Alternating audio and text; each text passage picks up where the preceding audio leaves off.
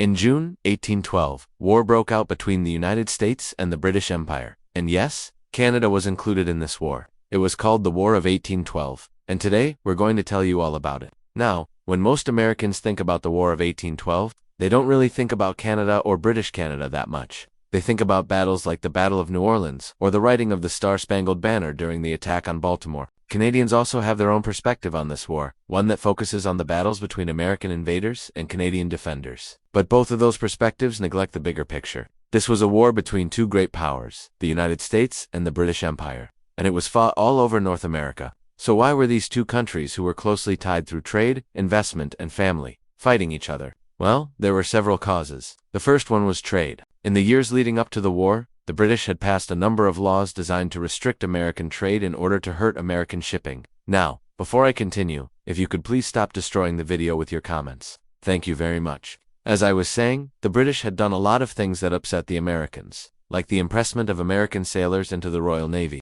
It's because of this that President James Madison went to Congress and asked for a declaration of war. That's all in the past now. And in June of 1812, Congress declared war on Britain. Shortly thereafter, American troops crossed the border and invaded Upper Canada.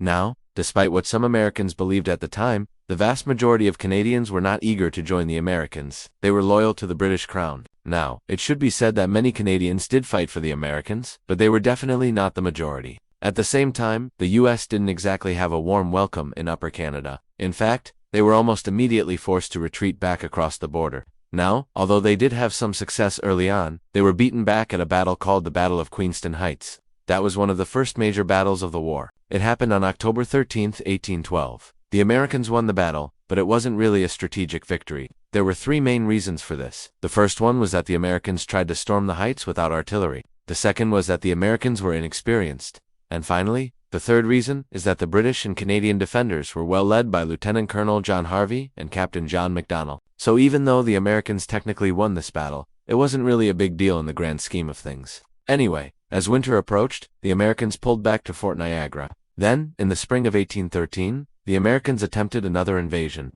This time, they sent an army of 1,500 soldiers under the command of General Stephen Van Rensselaer. Once again, they ran into strong resistance from the British and Canadian militia, as well as from the indigenous people who sided with the British. So once again, the American offensive failed. But while all of this was happening, there was a major naval battle taking place on Lake Erie. You see, control of the waterways was incredibly important. If the Americans could gain control of Lake Erie, then they could move supplies and reinforcements to their armies on land. So the U.S. sent a fleet of 9 ships to take on the British squadron of 6. These two fleets would meet up off the coast of Put-in Bay, Ohio, where they engaged in a battle that lasted 6 hours. In the end, the U.S. Navy emerged victorious, capturing 3 British ships. One of the Commodore Oliver Hazard Perry's officers, General William Henry Harrison, would go on to become the 9th President of the United States. After his victory on Lake Erie, he wrote this: "We have met the enemy and they are ours. 2 more British ships captured. Our whole fleet is now complete. I want no more." This victory gave the Americans a chance to regroup. They would send another large force into Upper Canada under the command of General Henry Dearborn. This time, however, the Americans were able to achieve some success. They captured Fort Detroit and marched all the way to Lake Ontario, but that was as far as they got. Once again, they were stopped by a coalition of British regulars and Canadian militia. While all of this was happening in the north, the British were launching counterattacks in the south. In August of 1814, British troops landed near Washington, D.C. The city was largely undefended, so the British simply marched right in and set fire to several government buildings, including the White House. This was in retaliation for the burning of York, which was the capital of Upper Canada. A little over a month later, the British would attack Baltimore. This attack would fail, but it inspired Francis Scott Key to write the poem that would eventually become the lyrics of the Star-Spangled Banner. Back up in Canada, the American invasion had largely been beaten back, but the war was far from over. There was still fighting along the Great Lakes and along the border between Maine and Upper Canada, but the fighting was largely being done by small military units, and it didn't involve any major armies. So in the end, it sort of became a low-intensity conflict. But in the midst of all of this, there was one more major battle, the Battle of New Orleans. It took place on January 8, 1815, and it involved around 15,000 soldiers. That makes it the largest battle of the war. It was also the last major battle of the war. It was fought after the peace treaty was signed, but news of that treaty hadn't reached the combatants yet. In this battle, General Andrew Jackson and his army defeated a British force that was attempting to take the city. This was a decisive American victory. Out of the roughly 15,000 British and American soldiers that fought in the battle, 27 were killed and 116 wounded. But the Americans lost only 3,000 men to British manpower. The US also lost significantly more men due to disease than they did in battles. In fact, at one point, they lost 121 men in a single day to disease.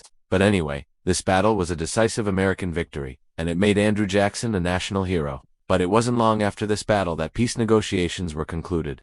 The Treaty of Ghent was signed on December 24, 1814. It basically restored all of the boundaries to what they were before the war began. So no major territorial changes. However, the war had its benefits. It boosted national pride in all three countries involved. For Americans, it was a second war of independence. They beat back the world's greatest navy and superpower. For Canadians, it was a war of national survival. The Canadian militia and the Indigenous allies successfully defended the homeland from American invasion. And for the British, it was just one more chapter in the larger Napoleonic Wars. Still, it was a significant campaign that helped to preserve the integrity of the British Empire. So that was the War of 1812. If you enjoyed this video, please remember to subscribe. Also, if you've noticed any errors or have any suggestions for improvement, please leave them in the comments below. Thanks for watching.